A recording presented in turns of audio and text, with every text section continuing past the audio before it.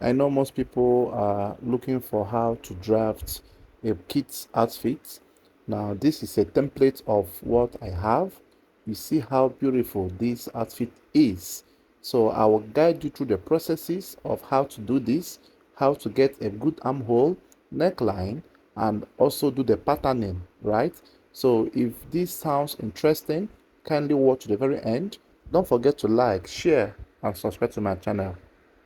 Alright guys, good evening and welcome back. So now in this tutorial, I want to show you guys how to draft a kid's outfit. Now the measurement on the screen. So I would like to put the measurement on the screen, and the age of this measurement is within 4 to 5 years. So this measurement can work for 4 years old boy, 4.5 years, or 5 years old boy. So if you are looking for measurements of such range, you can make do with this measurement as long as the boy is not plumpy. A regular size of 4 years to 5 years old boy can make use of this measurement, maybe plus or minus one from all you have seen. So now the front panel of this cloth will be this vintage, right? The front panel will be this vintage, while the back will be John Koso white, sleeves will be white, and white trouser. So now you have known what we are dealing on. So let's start the folding. So here I must make sure that I match this point with this point in a way that corresponds, right? So in such cases, you are allowed to pin, or rather, you must pin your fabric. So once you have known this, then you merge it all through this way, merge it all through this way, and then you have gotten this, and then the next thing to do is to iron. You have to iron your fabric, and that ironing is very essential. So you have to iron your fabric all through this way. So you go all through these processes and iron, right? So now I have finished ironing. Now the next thing I will do now is to start marking my measurements. So here I will use this whitish area as my allowance for the measurements. So not normally the allowance you need for a kid's top is always 3 inches. So this is like a coincidence that it tallied with what I had in mind. So 3 inches is what I will use for my allowance for the folding or the hemming, right? And the top length is 22. So from here, I will mark 22 inches for the top length. So it comes in this form. And then after which, I will now draw my line in this form. It goes all through this way. And for the sleeve measurement, we are making use of 3/4 sleeve, which is 11, right? So that means I will divide the chest by 4 and subtract 1 if you want to make it to be fitted. If you want to have it to be free, you can leave it to be the same value. So let's make it to be free, because it's better off to make this kind of cloth to be free on the baby, so that on the boy, so it doesn't get too tight because of the fabric texture we are using.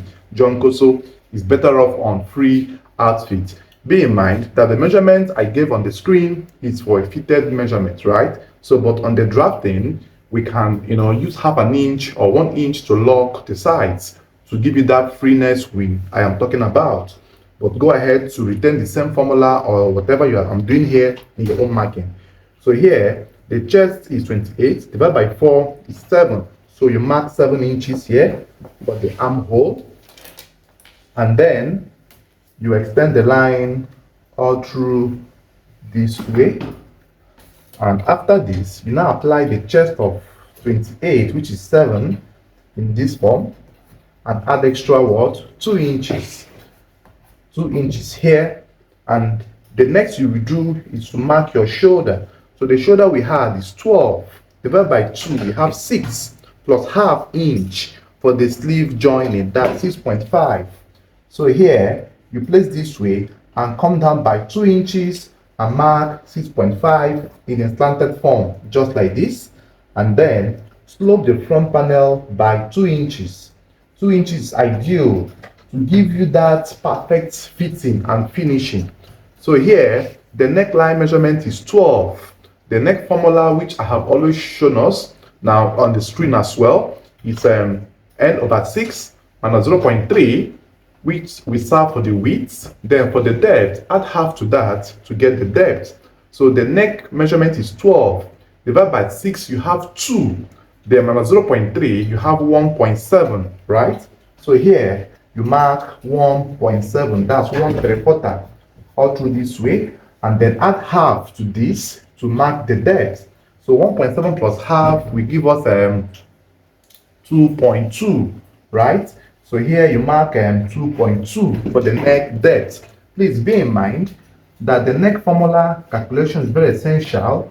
If you want to achieve a fitted neck or a perfect neck, you must undergo through this formula of calculations. Then connect the lines as shown, just like this in this form.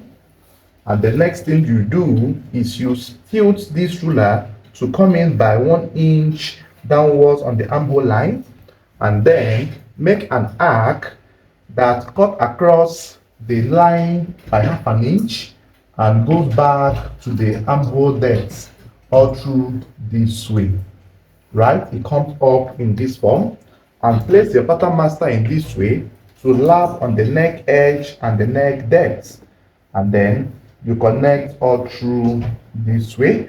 And this is all you need to do for your neckline, and then come sideways and go down all through this way, and that is all we have achieved.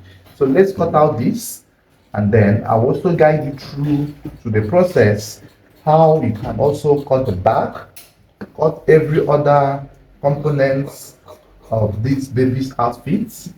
So you see how practical this might seem, but if you use the formulas, it must come out freely. It must come out nicely rather.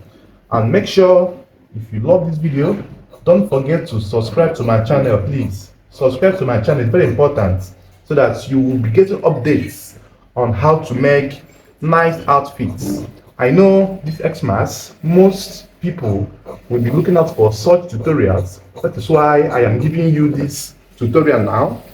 This is my Xmas gift to you, so make sure you watch it. So for your son, for your neighbors, for your customers, and make your money and also gain the knowledge. So look at what we have achieved. You see how beautiful this outfit is, right? So imagine this outfit on your boy. This will be so dope and lovely with white trousers and flat palms, or any palms or any shoe at all. He will look unique and look like Mr. Redefined himself. All right, so let's now cut the back panel. All right, so now I have gotten the back panel folding, and bear in mind that for you to achieve a perfect sewing, you must use the same fabric texture that has that texture of the one in front. So this is Jonkoso cream, right? It tallies with what I wanted. So now you make sure you use corresponding fabrics. Please don't go and use chinos and you want to make this, it will not work, right? So make sure you use a corresponding fabric. So remember that the front panel, we use 2 inches in slanting, so also use 2 inches in raising. So the back will also be 2 inches on the shoulder area. So you must raise the both shoulder, the back, the both necks at the back. So you connect all through this way, and then come out from here, slide your tape or your ruler this way, and the back neck depth is 1 inch, right?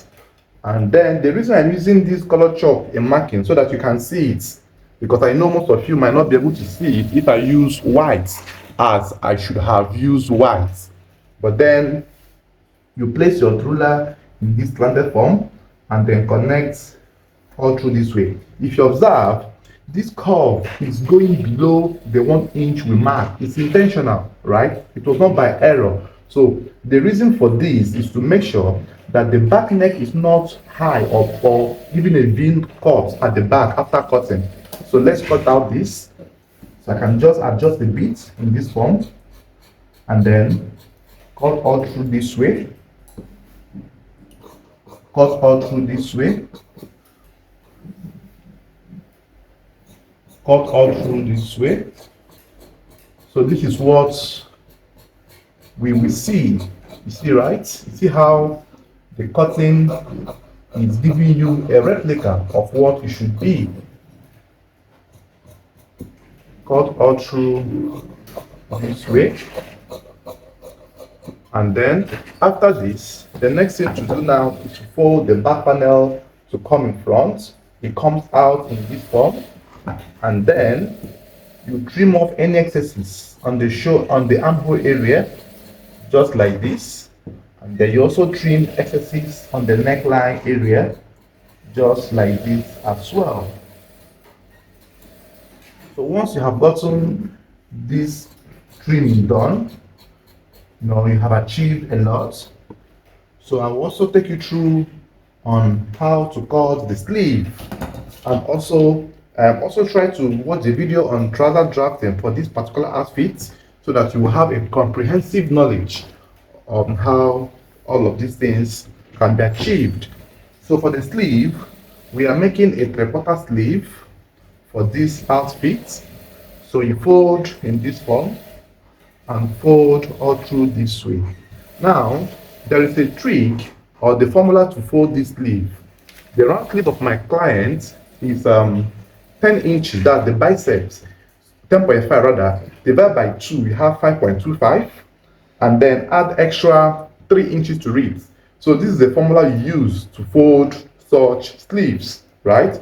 So now, because it's a white, I'll just mark each chalk to the light. I'll not mark it too much so that it doesn't stain or remove or stain here. So here I'll put 2 inches for the hemming or folding of this sleeve, right? 2 inches all through this way. I will connect, and then sleeve length is 10.5. I will add extra 1/2 inch to join to the shoulder, that's 11. So here I will mark 11 inches, right? And then I will connect it out through to this point.